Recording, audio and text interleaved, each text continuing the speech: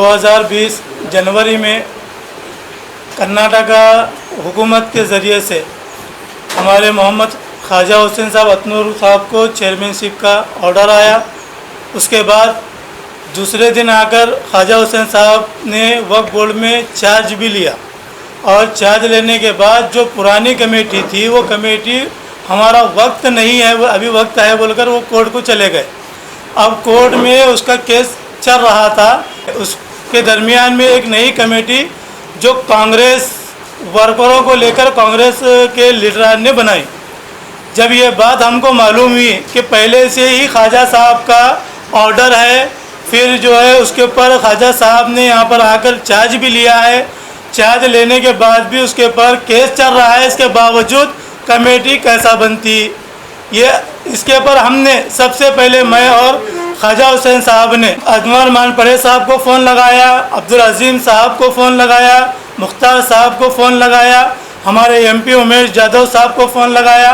यहाँ पर जितने हमारे लीडर हैं, अप्पू गौड़ा साहब है, राजकुमार तेरगुरु साहब है, बसवराज मत्तेमूर साहब है, BG पाटिल साहब है, चंदू पाटिल साहब है, जितने हमारे लीडर यहाँ के BJP पार्टी के हैं, सबको हमने कहा कि ऐसा ऐसा यहाँ पर चल रहा है।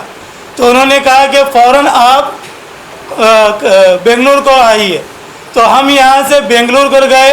तो मैं सबसे पहले अनवर मानपड़े साहब का और मुख्तार पठान साहब का, प्रभु चौहान साहब का शुक्रिया अदा करता हूँ, जिन्होंने इमीडिएटली इस पर एक्शन लिया और एक्शन लेकर वहाँ पर सेक्रेटरी के ज़रिए से एक नोटिस जारी कर जो नई कमेटी बनाई गई थी 6 तारीख को, वो कमेटी को उधराल करने लगाया। और एक बात गुलबर्गा को आवाम को बताना चाह रहा हूँ कि जब हुकूमत कर्नाटक में अगर कांग्रेस की होती है तो कांग्रेस के लोग यहाँ पर चेयरमैन बनाते हैं, और जब हुकूमत BJP की होती है तो BJP के वर्करों की कमेटी बनाई जाती है। तो यहाँ पर जो ये मिसअंडरस्टैंडिंग जो हुई है और जो हमारे यहाँ के जो लीडर हैं कांग्रेस के, उनको मैं ये बोलना चाह रहा हूँ, जब आपको ये मालूम था हुकूमत कांग्रेस यहाँ पर BJP की है, उसके बावजूद भी आप इतने आगे नहीं बढ़ना चाहिए था। तो मैं हमारे जो लीडर हैं उनका भी शुक्रिया अदा करता हूँ और हमारे ख्वाजा हुसैन साहब अतनूर साहब को मुबारकबाद देता हूँ कि जिन्होंने इसमें बढ़ चढ़कर हिस्सा लिया और जाकर जो चीज़ जहाँ पर थी वहाँ पर वापस लाए। इसका मैं शुक्रिया अदा करता हूँ और मुझे पूरी उम्मीद है ख्वाजा हुसैन साहब अतनूर साहब से, और हमारी जो टीम नई इंशाल्लाह बनने वाली है उसमें जो है बहुत सारे लोगों का नाम है, उसमें मेरा भी नाम है। हम गुलबर्गा में वक्फ के वास्ते जो पहले काम नहीं हुआ वो काम हम कर दिखाएंगे। उसमें चाहे MLA का नाम हो, MP का नाम हो, किसी का भी नाम हो, अगर मुसलमानों को हक दबाया जाएगा तो उसको छोड़ा नहीं जाएगा। आज हम पूरे BJP के जितने कार्यकर्ता हैं, ख्वाजा हुसैन साहब जो 10 महीने पहले चेयरमैन का चार्ज लिया था और दूसरे ही दिन कांग्रेस के लोगों ने इस पे स्टे लिया और साथ ही साथ वो स्टे का पीरियड भी जो है ना ख़त्म होने वाला था, उससे पहले उन्होंने और एक दूसरा चेयरमैन जो पार्टी कांग्रेस पार्टी अपने तरफ से जो है ना अपॉइंट करती है। जब इसकी इत्तला ख्वाजा हुसैन साहब को हुई, ख्वाजा हुसैन साहब ने तमाम जो सीनियर लीडर्स हैं उनसे राब्ता कायम किया और उनको बताया कि जो है ना इस तरीके की गुलबर्गा में हरकत हुई है, इसके लिए क्या किया जाए। तो फ़ौरन जितने जो है ना BJP के सीनियर लीडर हैं, ख्वाजा हुसैन साहब को बेंगलुरु मदऊ किया।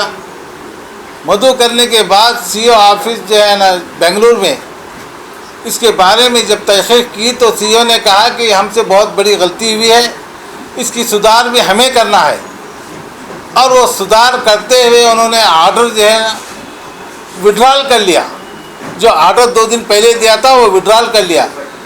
तो आज जो 12 तारीख ख्वाजा हुसैन साहब जो 10 महीने पहले चार्ज लिए थे, उसकी कंटिन्यूशन जो है ना आज उनके चैम्बर में बैठ के हम ये बात कर रहे हैं कि ख्वाजा हुसैन साहब जो 2-3 दिन जो बेंगलुरु में गुजारे उसका सिला और 8 महीने पहले जो है चार्ज लिए थे वो तमाम चीज़ें जो है ना ख्वाजा हुसैन साहब को मिली हैं।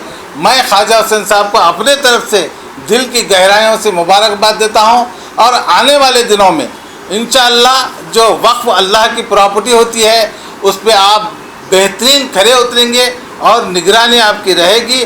जहाँ पे भी अल्लाह की जो है ना ज़मीन का अगर कोई गलत इस्तेमाल कर रहा है तो उसके लिए हक़ का और ईमान वाला काम आप करेंगे, ये पूरी उम्मीद है। और ख़ासकर इसके अंदर गुलबर्गा के अप्पू गौड़ा जी, चंदू पाटिल जी और बीजी पाटिल जी का जो है ना बहुत बड़ा योगदान है। ये लोगों ने जो है ना ख़ासकर मानपाड़े साहब से जो है ना आप कंटिन्यू टच में थे और मानपाड़े साहब बेंगलोर में जो है ना अपने असर और रसूख के ज़रिए ये काम को जो है ना अंजाम दिया है। मैं ये लोगों को भी मुबारकबाद देता हूँ। तमाम लोगों के ताउन से जो है ना आज ख्वाजा हुसैन साहब इस ओहदे पे बैठे हैं। मैं उनका जो है ना बहुत बहुत मुबारकबाद देता हूँ। गवर्नमेंट ऑफ कर्नाटका की तरफ से हमारे को 21 जनवरी को एज ए चेयरमैन बोल के अपॉइंट हुआ हमारा। इसके बाद बीच में ये लोगों ने हमारा टाइम है अभी बोल के लोग कोर्ट में चले गए, यानी कि स्टे ले लिए। स्टे लेने के बाद ये लोग का और 13 को भी डेट ख़त्म हुआ है लोग का। और सरकार जो नॉमिनेट की थी, सरकार का ऑर्डर भी हमारे पास है और बोर्ड का ऑर्डर भी हमारे पास है।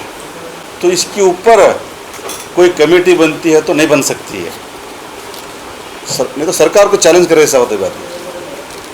तो इसीलिए वो जो कमेटी बनी तो गैर कानूनी सी बनी थी।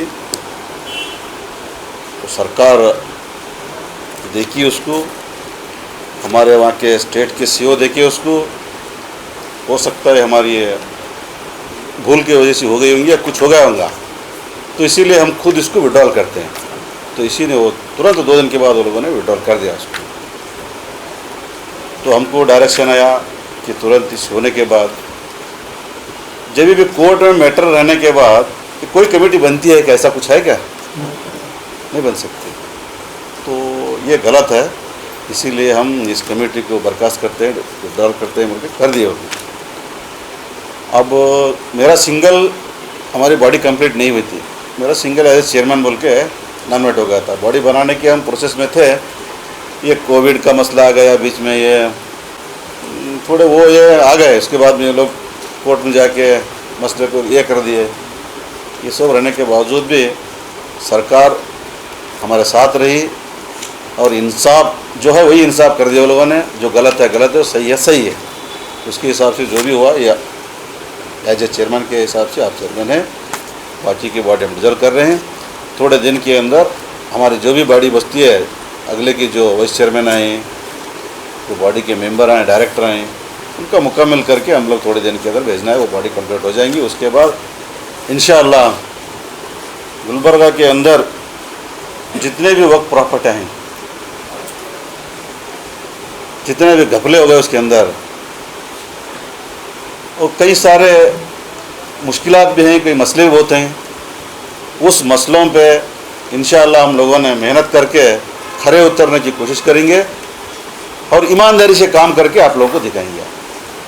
मैं बेईमानी की कोई गुंजाइश नहीं रहेंगी इसके अंदर। जो भी रहेगा इंशाअल्लाह उस मकाम तक हम पहुंचेंगे कि जिसके साथ नाइंसाफ़ी हो रही है उनको इंसाफ दिलाएंगे, जिसके प्रॉपर्टियाँ के घोटाले हैं वो वापस कराएंगे। उसकी मैंने आपके सामने अपने ज़बान से कह रहा हूँ कि मैं उसके बारे में किससे कॉम्प्रोमाइज़ नहीं करूँगा। मैं कोई भी आने दो, कानून के दायरे में रहते हुए। जो वक्फ बोर्ड का है वक्फ बोर्ड का है, वो उसके जो कब्जा करा है वो कब्जे से बाहर होना। और हमारे तमाम जो मदरसों के हैं और इमामों के मसले हैं, कब्रस्तान के मसले हैं, ईदगाह के मसले हैं और बहुत सारे इलीगली ज़मीनों कब्जा करके बेचने के लोग। वक्फ बोर्ड क्या है, वो वहाँ थोड़ी बहुत बची अभी भी हो सके तो उसको भी हम वापस लाने की कोशिश करेंगे। इसके लिए हमसे किसी से सीखे के लिए नहीं है। जो भी है मोमिन भाई हैं यहाँ, एक दूसरे का टाइम खींचने का काम हम नहीं करेंगे। जिसको देखो, जिसको जो इख्तियार देता है, जिसको जो अधिकार देता है, उसके हिसाब से हम काम करेंगे। हो सकता है भाई आज हम हैं, कल वो भी आ सकती हैं, अल्लाह उनको भी मौका देगा।